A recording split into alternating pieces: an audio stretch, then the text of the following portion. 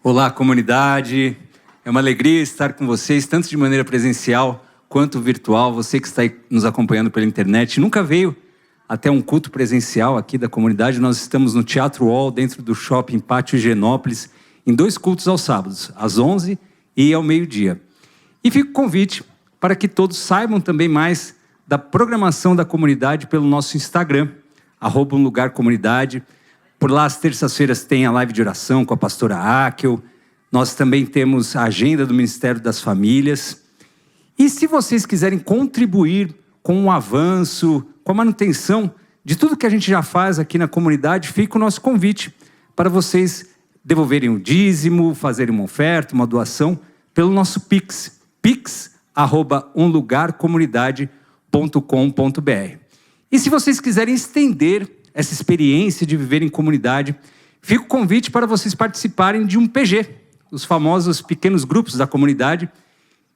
Já tem mais de 30 em todo o Brasil, também até fora do Brasil, e a relação vocês encontram pelo nosso site, umlugarcomunidade.com.br. E para quem está em São Paulo e gosta de cantar, nós também temos o nosso coral, e lá pelo nosso site vocês ficam sabendo. Mais um convite para vocês acompanharem, seguirem, se inscreverem em nosso canal do YouTube.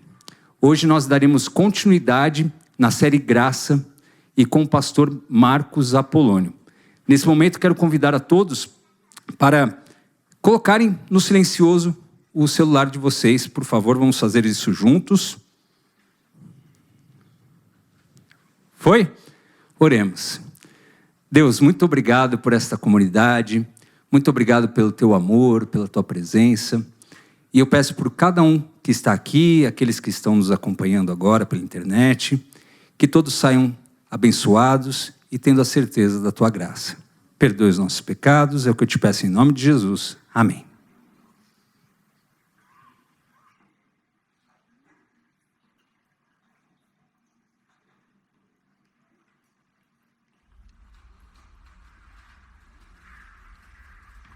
A palavra de Deus diz que Deus é o nosso refúgio, fortaleza, socorro bem presente na angústia. Vamos nos colocar de pé e vamos louvar esse Deus que se faz presente em nossas vidas.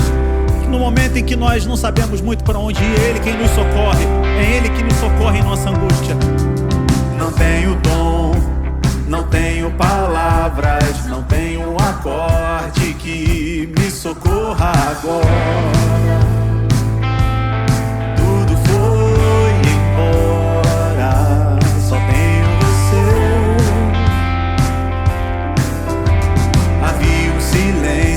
Que mostrou os meus vícios, me agarro contigo, vem. Me socorra, tudo foi embora, só tenho você, amor, agora. E essa não é mais uma canção de amor.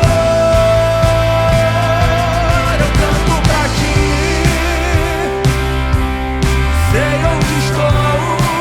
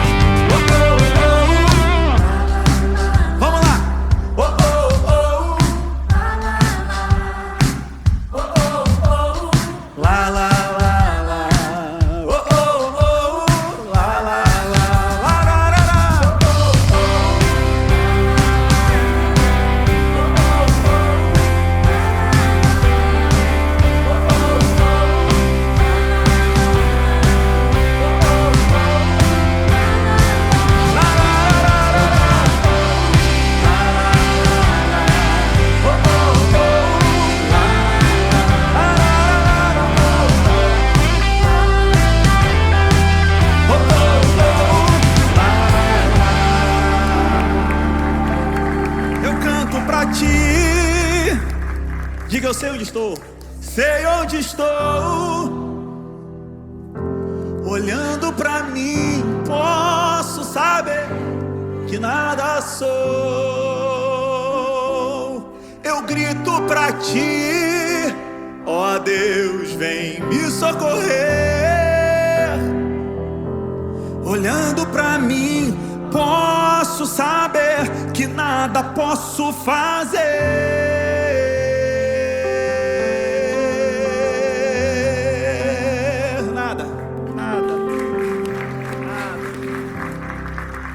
Fazer nada, não existe vida fora dele. Tudo que somos, tudo que temos, nossa vida tal qual está, se apresenta com todas as dificuldades ou com todas as alegrias, ela é resultado de uma dádiva. E a gente precisa ter isso no centro da nossa existência para que a gente tenha sempre um coração grato. Que Deus nunca deixe de alertar a gente que o nosso coração precisa ser grato, coração aberto, grato e generoso.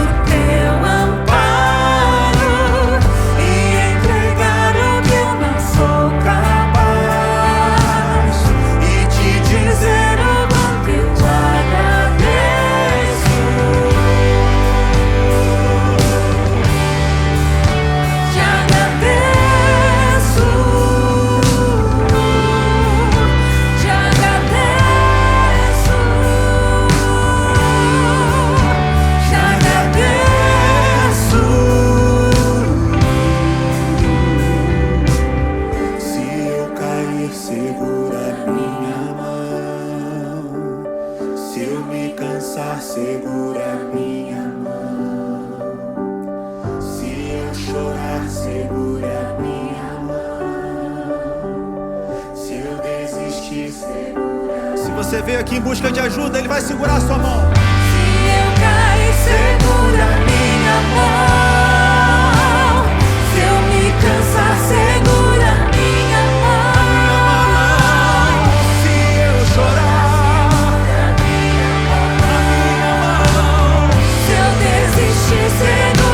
minha mão e respirar sem medo de viver e descansar sentindo teu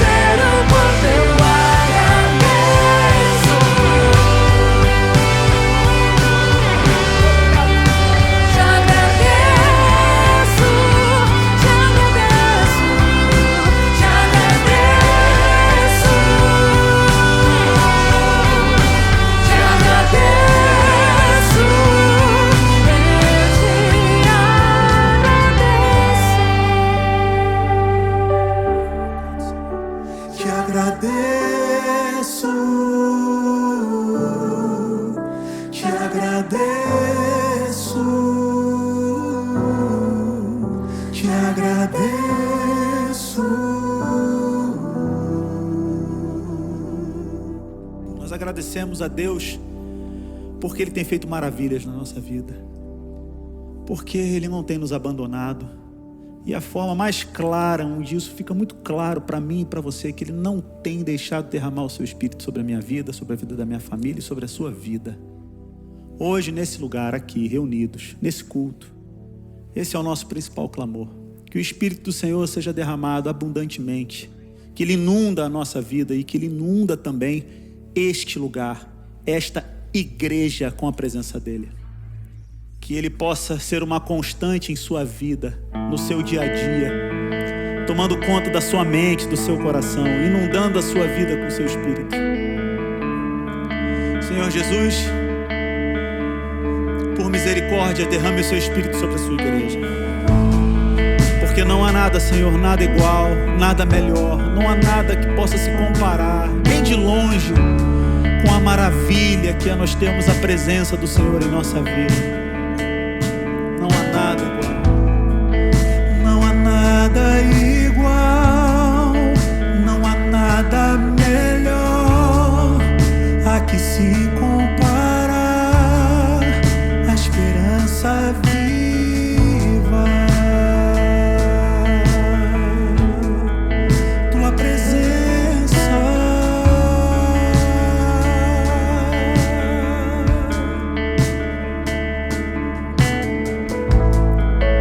eu provei e vi o mais doce amor que liberta o meu ser e a vergonha desfaz. Tua presença, tua presença, tua presença, Deus. Santo Espírito,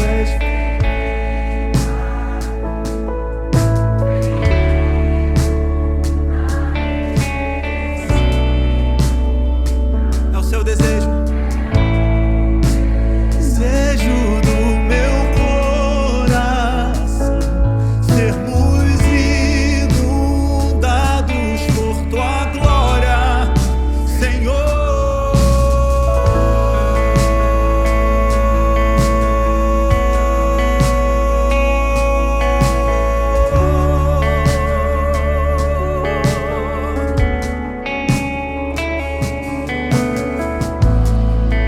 Não há nada igual, não há nada melhor a que se comparar a esperança viva. Tua presença, tua presença,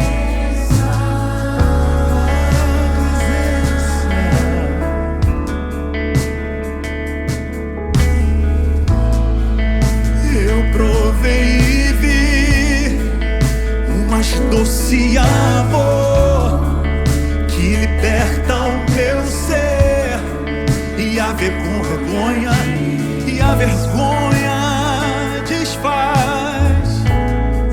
Tua presença, tua presença, Deus. Santo Espírito, és bem-vindo, és bem-vindo.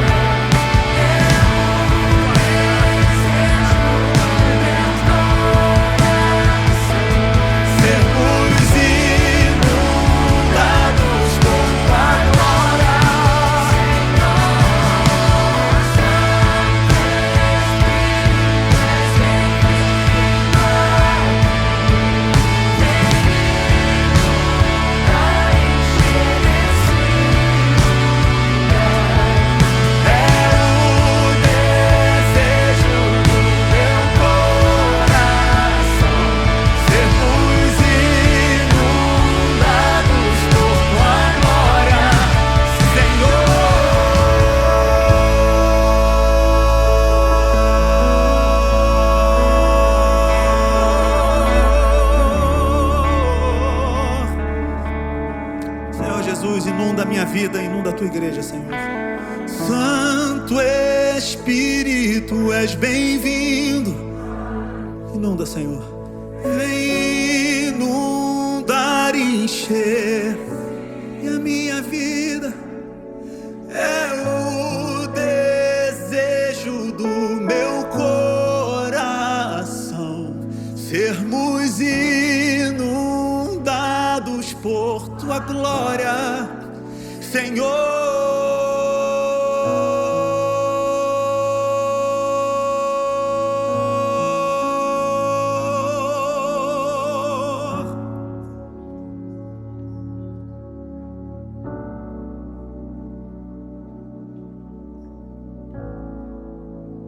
Deus que é Pai também é Mãe, pela família biológica te agradecemos, pela família que escolhemos te agradecemos, pela família espiritual também te damos graças. Por tuas provisões diárias te agradecemos imensamente. Pela vida, pela oportunidade de estar aqui, te damos glória, Senhor. Esteja conosco, que possamos levar para casa aquilo que aqui vimos buscar, em teu nome. Amém. Amém.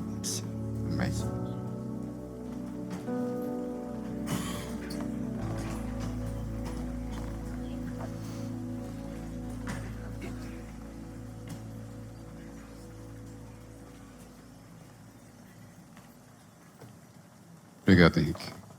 Tá calor, né? Tá todo mundo se abanando. Bom dia, boa tarde, boa noite. Para você que está aqui, para você que está em casa, sempre bom estar junto. Tá quente aqui, é o amor, tem muito amor nesse espaço. Aquece a gente, coração e a pele também. É bom estar juntos.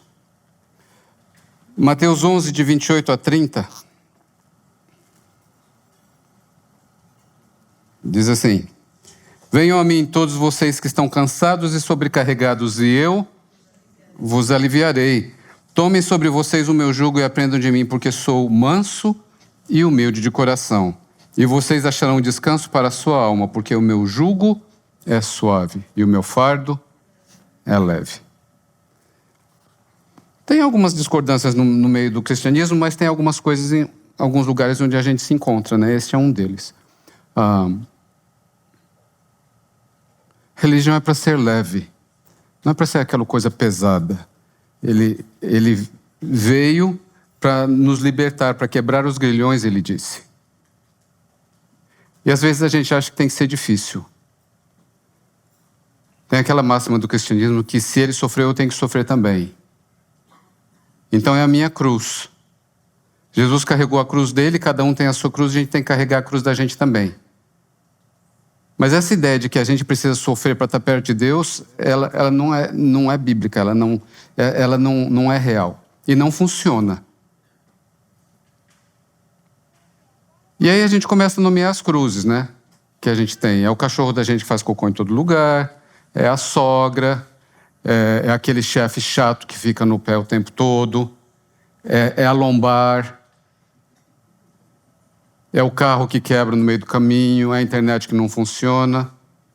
Uma das avós que a gente tem na família, ela estava comemorando, ia comemorar 50 anos de casamento.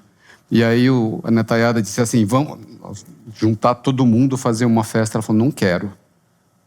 Não, vó, nós vamos fazer. Não quero. Vó, nós vamos fazer uma festa. São 50 anos, bodas de ouro. Vamos fazer uma festa. Festa de quê? Comemorar o quê? Celebrar o quê? 50 anos de escravidão? A gente ri, né? A minha cruz, né? A cruz que eu tenho que carregar. É o marido chato, né? É a esposa, é o cônjuge. Então, qual que é a cruz? Qual que é essa cruz que a gente tem que levar? Agora, é importante a gente lembrar, Romanos 6:23 diz que o salário do pecado é o quê? Pois é, o salário do pecado é a morte. Não diz que o salário do pecado é a sogra. Não diz que o salário do pecado é os 50 anos de escravidão. É horrorosa, é uma história, a gente ri, mas é uma história horrorosa. E assim, o salário do pecado não é viver embaixo do tacão de um marido rígido por 50 anos, não é isso. E essa morte, aqui de Romanos 6:23 não é nem essa morte aqui, ele está falando de morte eterna. Não está falando da morte imediata. Portanto, não, o câncer não é salário do pecado, o HIV não é salário do pecado. O salário do pecado é a morte. Salmo 103:8 diz: o Senhor é compassivo e misericordioso, muito paciente e cheio de amor. O livro que a gente está estudando nessa série, que é uma série maravilhosa, é uma das mais longas que a gente já teve, mas vai ser excepcional, se chama Expandindo a Misericórdia de Deus. É de 2 autores, Christopher e Richard Hayes. Eles são pai e filho, os dois teólogos, professores, um especializado no Antigo Testamento, outro no Novo Testamento, e o capítulo de hoje se chama Misericórdia para o Povo de Deus. Então é a expansão da misericórdia de Deus, a gente entender como Deus usa a misericórdia. E o livro traz alguns exemplos para nós, e mostra para a gente de que maneira que Deus aplica essa misericórdia. E ele começa lá no Gênesis mesmo, lá no comecinho da Bíblia. Não é? Gênesis, a palavra Gênesis significa no princípio. É sobre as origens, é sobre a gente aprender e entender o que é. Está contando a história de onde tudo surgiu. Então dá nome a todas as coisas. E explica, isso aqui é um boi, isso aqui é uma vaca, isso aqui é um homem, isso aqui é uma mulher, isso aqui é um cabrito, isso aqui é... E por aí vai. É para que se entenda aquilo que se é. Para que a gente entenda quem a gente é. Para que a gente possa entender o ser humano também. É o ser humano conhecendo a Deus, é Deus conhecendo o ser humano conhecendo a si mesmo. É uma junção de coisas.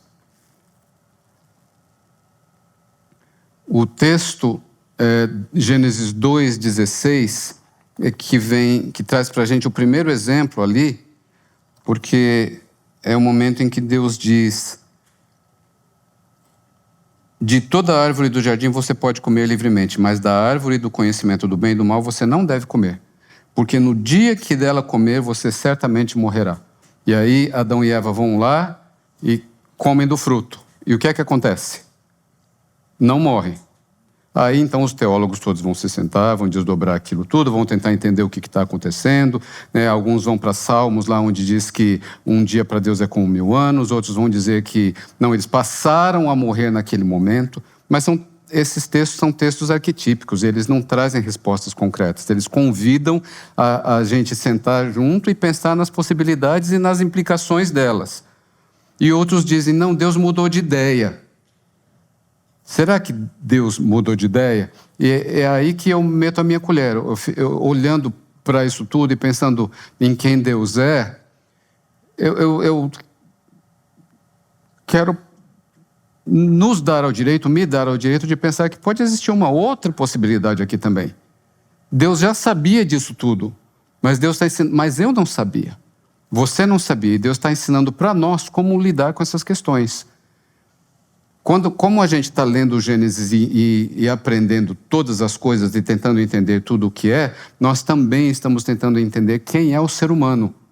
A gente também está tentando entender quem é a gente e tentando entender como Deus age, como Deus agiu nessas situações. Então, Deus está lidando com o ser humano com misericórdia. Em outras palavras, Deus está mostrando para a gente que para lidar com o ser humano a gente precisa ter misericórdia. E às vezes a gente precisa ter misericórdia extra. A gente precisa ter mais misericórdia ainda para poder lidar com as situações e com as dificuldades do ser humano. Deus aparece aqui no livro de Gênesis de uma maneira antropomórfica, a palavra que o pastor Edson adora e já usou aqui inúmeras vezes aí em várias outras situações. Mas é interessante porque aqui no Gênesis a gente vê Deus caminhando no jardim, a gente vê Deus... Tem uma hora lá que Deus diz assim, deixa eu dar uma olhada aqui que o povo anda aprontando lá, e Deus desce, é o que o texto diz. Tem ali no Gênesis também, quando Deus vai costurar as vestes, né? Vai preparar as vestes de Adão e Eva, porque diz que Deus faz isso.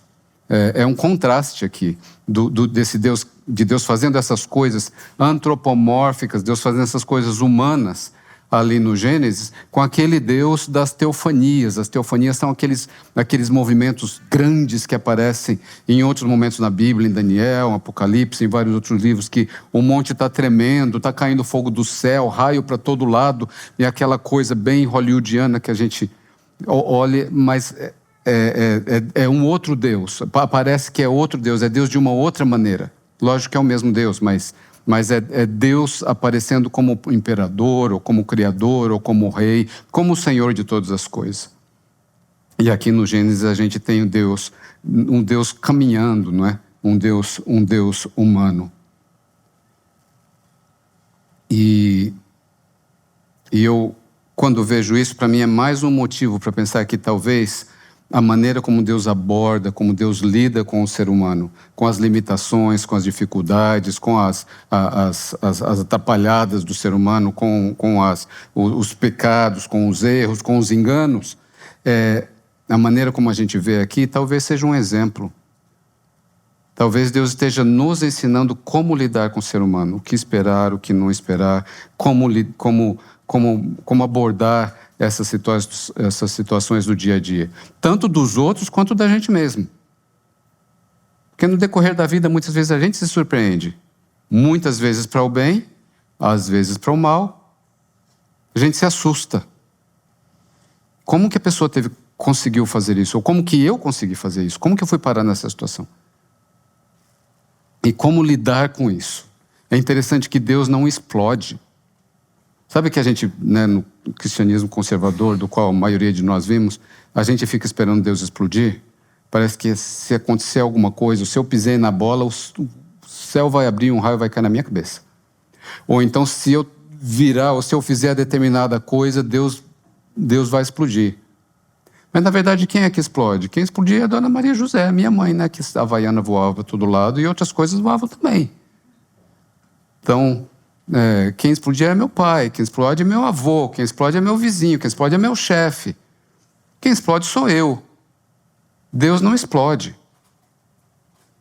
Num dos momentos mais chaves da história da humanidade, segundo o relato, é o momento em que Adão e Eva vão lá e comem do fruto e muda tudo, não só para eles, mas para todo o resto da humanidade, esse é o relato. O que é que Deus faz? Deus se mantém centrado. O que é que Deus faz? Deus vai lá na máquina de costura Singer de Deus, abre aquilo e costura a roupa para eles. Um dos textos que eu mais gosto, que descrevem a Deus de Isaías, diz que Deus é Deus forte, Pai da eternidade, Príncipe da paz, Conselheiro maravilhoso. É o Conselheiro maravilhoso. Qual que é a característica? O que é que você mais espera de alguém com quem você vai se aconselhar? Pode ser o terapeuta, pode ser o pastor, pode ser seu amigo. Que a pessoa se mantenha centrada. Você não está bem. E muitas vezes o caos tem essa tendência de sugar a gente para dentro daquele redemoinho. É se manter centrado. Deus se mantém estável. Deus não entra no caos do ser humano. Deus se mantém centrado. Deus é esse tipo de conselheiro, esse tipo de terapeuta que o bicho está comendo, mas a coisa está difícil, mas ele permanece. Ele está ali presente. Deus não explode. Deus não retira as consequências, como Ele não retirou as consequências de Adão e Eva, mas também não desampara. Enquanto Adão e Eva tinham que ir para longe de casa, Deus foi lá arrumar as malas deles. Deus não desampara. O exemplo seguinte que os autores trazem é também seguinte na história, que é o exemplo de Caim. Gênesis 4:7 diz... É interessante aqui o que Deus diz para ele. Se você fizer o que é certo, não é verdade que você será aceito, mas se não fizer o que é certo, eis que o pecado está à porta, à sua espera. O desejo dele será contra você, mas é necessário que você o domine. Tem um mal à espreita, Deus está dizendo para Caim. Cuidado, a coisa não está boa. Degringola tudo, Caim vai lá, mata o irmão. Mas é interessante aqui esse exemplo também, porque é um exemplo extremo. Como é que a gente lida com alguém que mata o irmão? Como é que você lidaria? Como que eu lidaria?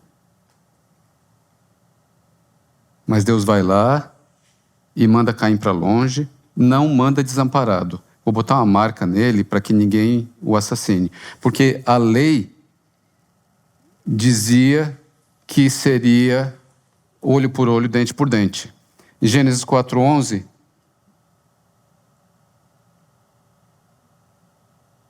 diz assim: agora amaldiçoado é você pela terra, que abriu a boca para receber da sua mão o sangue do seu irmão.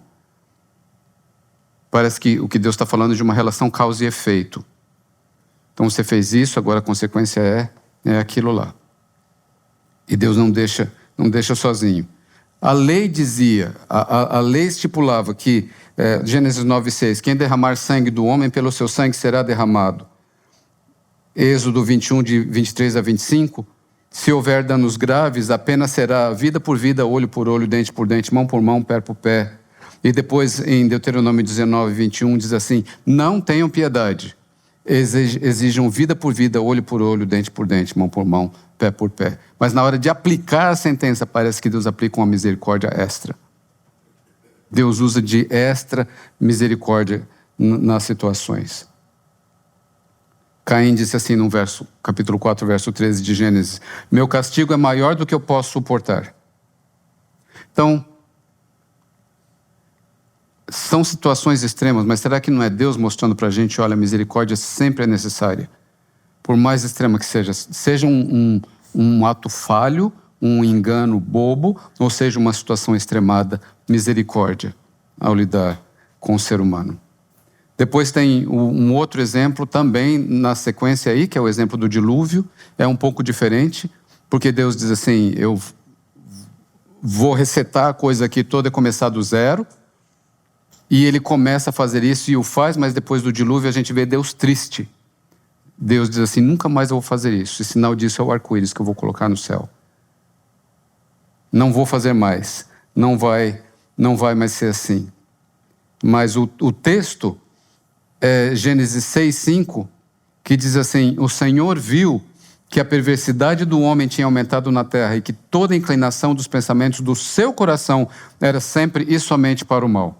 Então a história, na verdade, a gente vê um contraste muito grande aqui entre o coração do ser humano e o coração de Deus.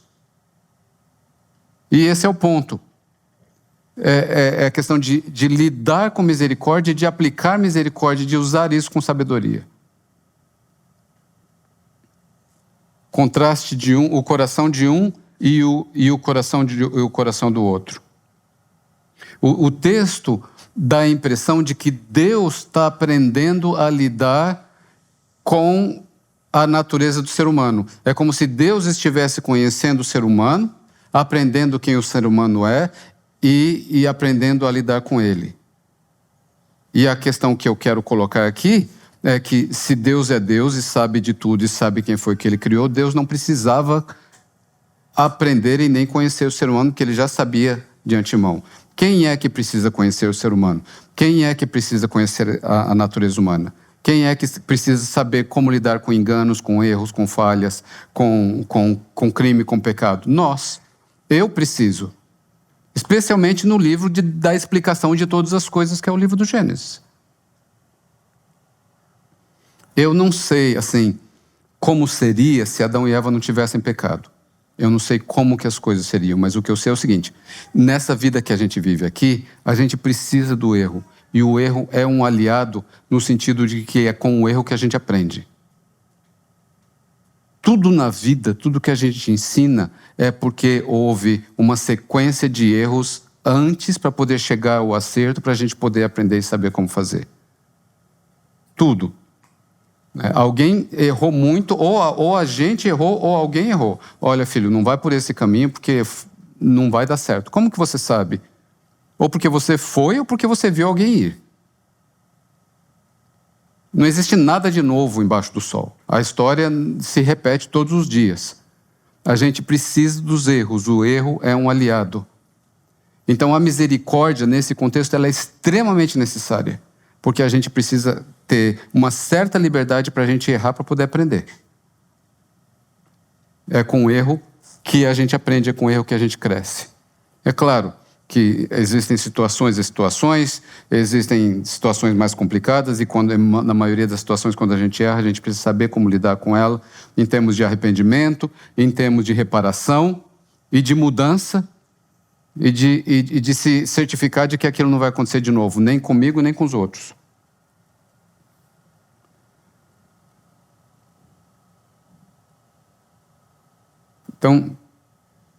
Então é Deus mostrando para mim como eu devo agir. É um alerta, né, para que eu possa pensar uma segunda vez, para que eu possa pensar nas dificuldades que eu tenho de receber e de oferecer misericórdia.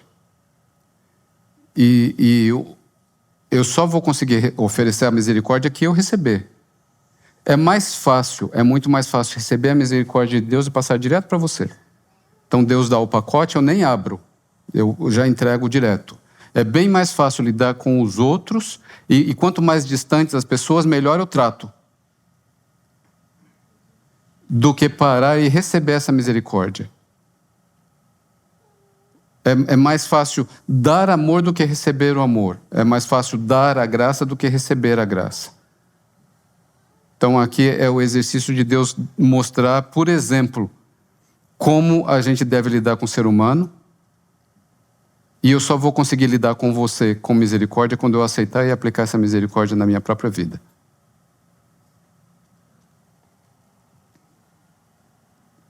Agora, pense comigo. Se Deus que é Deus está oferecendo misericórdia para as pessoas, quem sou eu para dizer que a pessoa não merece? O mais difícil é, se Deus que é Deus está dizendo que eu preciso de misericórdia na minha vida e está me oferecendo misericórdia, quem sou eu para não aceitar? Ou para dizer que eu não mereço?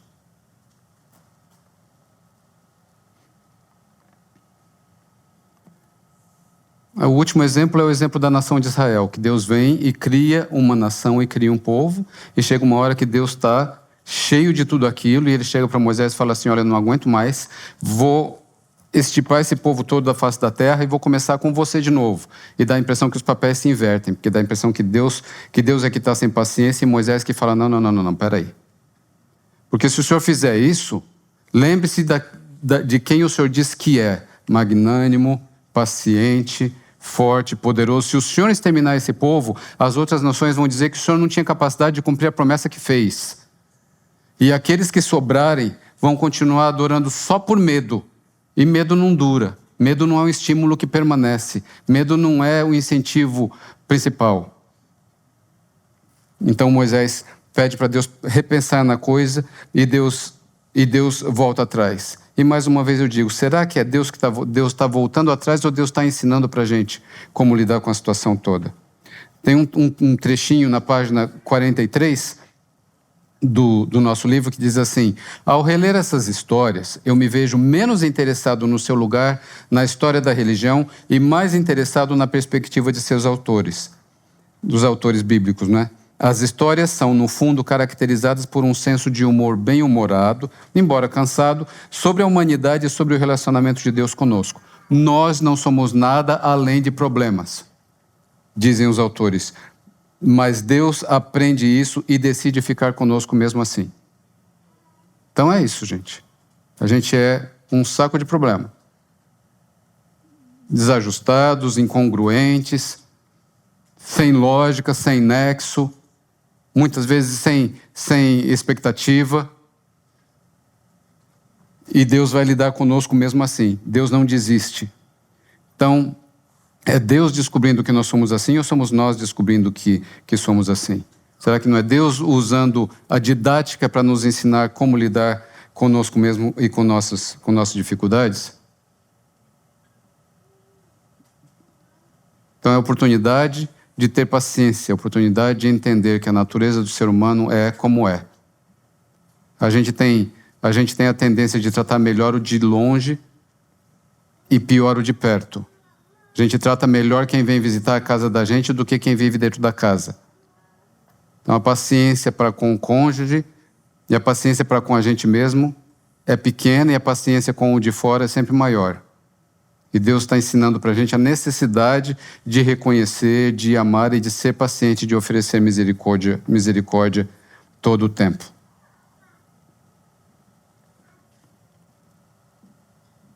no finalzinho, na página 48 desse capítulo, ele diz assim: embora essas histórias sejam contadas como se Deus estivesse aprendendo enquanto faz o trabalho, o retrato que elas criam é consistente com uma imagem recorrente de Deus em toda a Bíblia. Então, o fato de Deus apresentar misericórdia no Gênesis, ele vai em harmonia com essa imagem de Deus que se repete durante toda a história. Essas histórias, elas têm dois temas. O primeiro é o fato de que Deus não abandona. Mesmo mandando para longe, Deus coloca um sinal. Caim continuava conectado ainda longe, Caim continuava protegido ainda distante. Esse é o primeiro tema. E o segundo tema é que a propensão de Deus de não punir, de mudar de ideia, de ir além e de oferecer para nós aquilo que nós precisamos para continuar vivendo, para continuar crescendo e para continuar aprendendo. O sofrimento, a gente sofre porque a gente é ser humano, a gente sofre por conta da condição em que a gente vive. E a gente sofre até para crescer, mas o sofrimento não é requerido para a gente estar em ligação com Deus. A misericórdia é o que Deus nos oferece, nos mostrando que nos entende, que nos abraça, que nos ama e que está conosco incondicionalmente. Vamos orar. Obrigado, Deus, pelo teu amor, obrigado por tua misericórdia, obrigado por nos mostrar, por exemplo, como é lidar com o ser humano, com suas dificuldades, com suas incongruências, com seus problemas, com seus pecados, com seus erros. Esteja conosco, abra o nosso coração para receber o amor que tu estás disposto a nos dar e que nos oferece todos os dias. Te agradecemos imensamente em teu nome. Amém.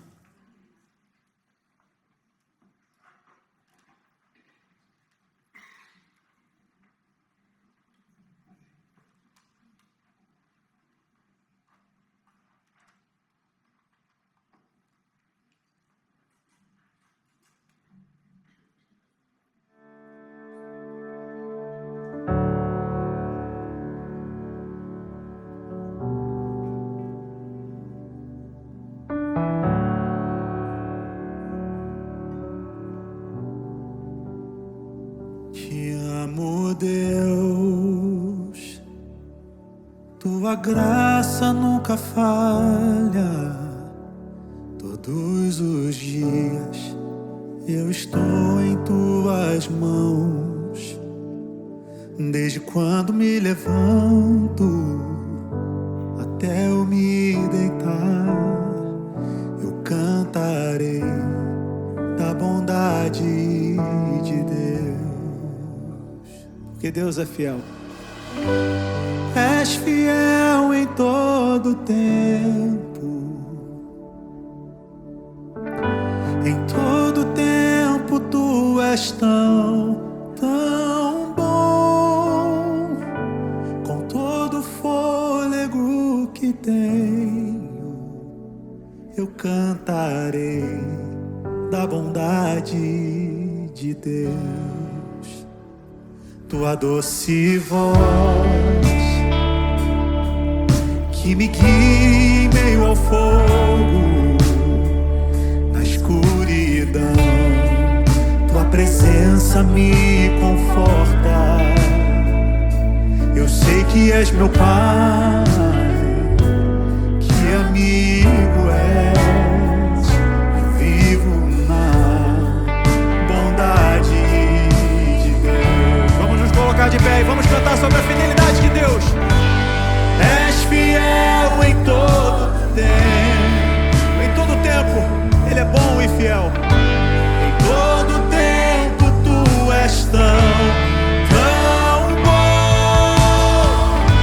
Com todo o fôlego que tem, eu cantarei da bondade de Deus. É fiel.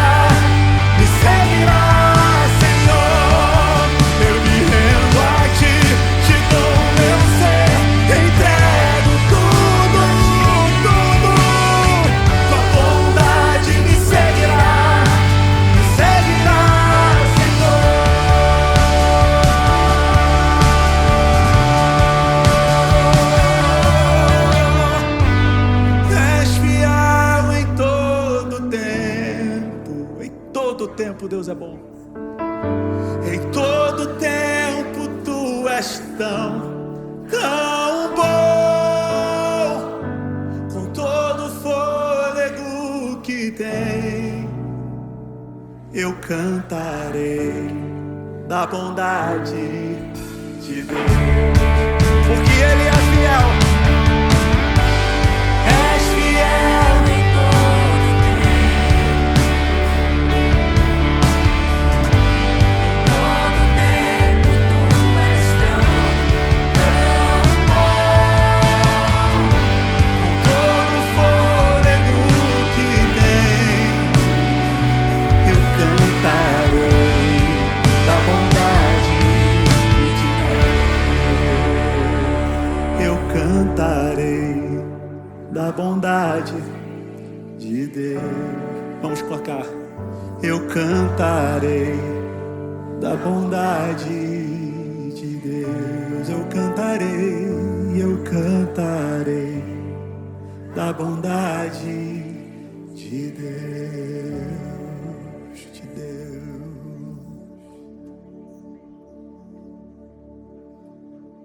Que o Senhor te abençoe e te guarde. Que o Senhor faça resplandecer o seu rosto sobre ti e tenha misericórdia de ti. Que sobre ti o Senhor levante o seu rosto e te dê a paz. Amém. Obrigado. Valeu. Até sábado que vem.